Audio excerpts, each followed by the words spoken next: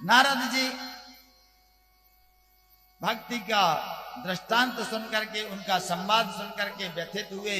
बोले देवी, भगवान श्री हरि आपका कल्याण करेंगे, आप चिंता ना करें। आपके रक्षक तो नारायण है, भगवान है, आप क्यों चिंता कर रही हो?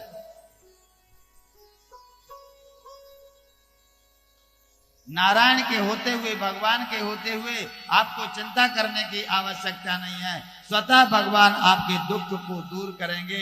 इस प्रकार नारद जी जो है भक्ति महारानी का संबोधन करते हैं और संबोधन करने के बाद में ज्ञान और वैराग्य को जागृत करने की कोशिश करते हैं। मन में विचार करते हैं कि कैसे जागृत हो जाएंगे। अनुष्ठान करते हैं, गीता का पाठ करते हैं।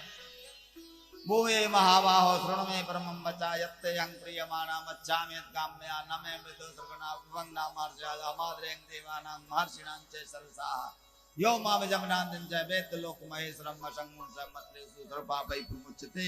गीता का पाठ करते हैं और गीता का पाठ सुना करके ज्ञान और वैराग्य से कहते हैं उठो जागो, हो ज्ञान हो वैराग्य, उठ जाओ। गीता के पाठ से, श्रुतियों के पाठ से, वेदों के पाठ से ज्ञान और वैराग्य थोड़ी बहुत चेतना आती है और फिर पुनः गिर जाते हैं, थोड़ी बहुत हलने डुलने लगते हैं, फिर अचेत हो जाते हैं। इस प्रकार की दशा देख करके नारद जी जब परेशान हो गए, आकाशवाणी हुई। नारद जी मन में विचार करने लगे कि इनका दुख कैसे दूर हो सकता है, इनको चेतना कैसे आ सकती है। तब आकाशवाणी हुई कि सत्कर्म करो। नारद जी आकाशवाणी को सुनकर के मन में विचार किया कि आकाशवाणी ने कहा है सत्कर्म करो, लेकिन वह कौन सा सत्कर्म करूं मैं जिस सत्कर्म करने से इनकी चेतना अचेतना दूर होकर के चेतनावस्था प्राप्त होगी, वह कौन सा कर्म मैं करूं। इस प्रकार मन में विचार करके नारद जी विचार कर रहे थे कि उस समय फिर आकाशवाणी हुई कि यह आपको ऋषियों के द्वारा प्राप्त होगा कि कौन सा सत्कर्म किया जाए, ऋषियों से प्राप्त होगा। नारद जी अब चले ऋषियों को ढूंढने लगे।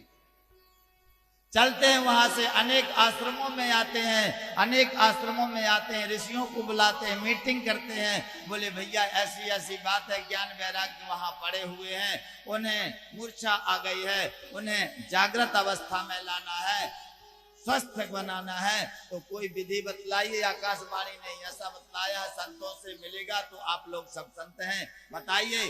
नारद जी ऐसा प्रश्न करते थे, संतों में कानाफूसी होने लगती थी।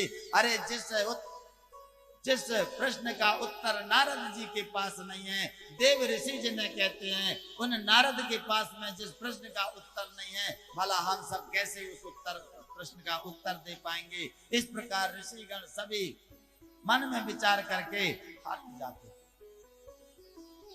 नारद जी चिंतित हुए, क्या करें, कैसे इनकी मूर्छा दूर हो। इस प्रकार नारद जी चिंतित हो जाते, आगे बढ़ते।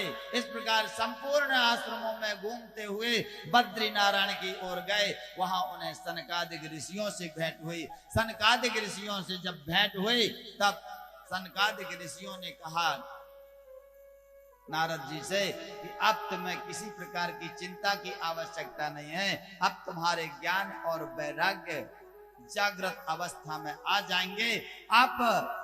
आप श्रीमद् भागवत का अनुष्ठान कीजिए, श्रीमद् भागवत कथा श्रवण कराइए, श्रवण कीजिए।